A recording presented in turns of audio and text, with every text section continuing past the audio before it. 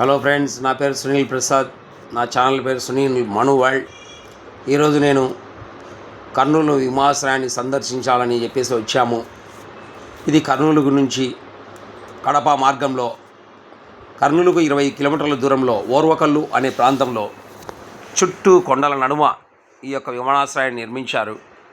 ఆ యొక్క విమానాశ్రయానికి ముందు వెళ్తూ ఉండగానే మొట్టమొదట మనకు భారతదేశ స్వాతంత్రం కోసం పోరాడినటువంటి ఉయ్యాలవాడ నరసింహారెడ్డి గారి యొక్క విగ్రహాన్ని ఇక్కడ ప్రతిష్ఠించడం జరిగింది. చూడండి ఫ్రెండ్స్, ఈయన మన భారతదేశం కోసం మొట్టమొదట 1757 సంవత్సరంలోనే బ్రిటిష్ వారితో పోరాడిన వీరుడు. చుట్టూ కొండలు, దట్టమైన ఆ యొక్క చెట్లతైతేనేమి, కొండలతైతేనేమి అలరాడుతూ ఎంతో సుందరంగా ఇక్కడ విమానాశ్రయం ఉంది.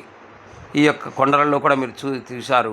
ఆది సినిమా అయితేనేమి, బాహుబలి అయితేనేమి, సుభాష్ చంద్రబోస్, ఇంకా చాలా షూటింగ్లు, మహేష్ బాబు యొక్క సినిమా అయితేనేమి, ఇంకా చాలా సినిమాలు ఇక్కడ జరిగాయి. ఇప్పుడు మనము ఆ యొక్క విమానాశ్రయంలోకి మనము వెళుతూ ఉన్నాము.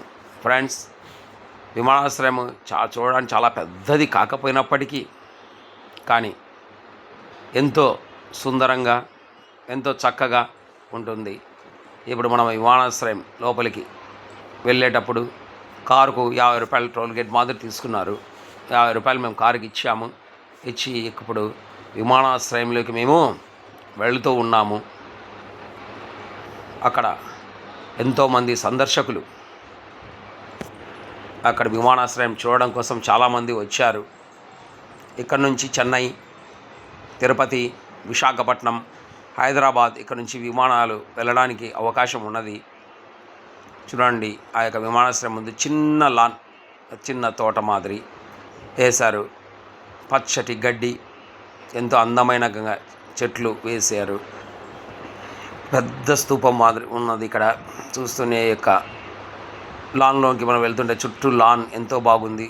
అక్కడే ఒక చిన్న కొలను మాదిరి కూడా ఉంటుంది.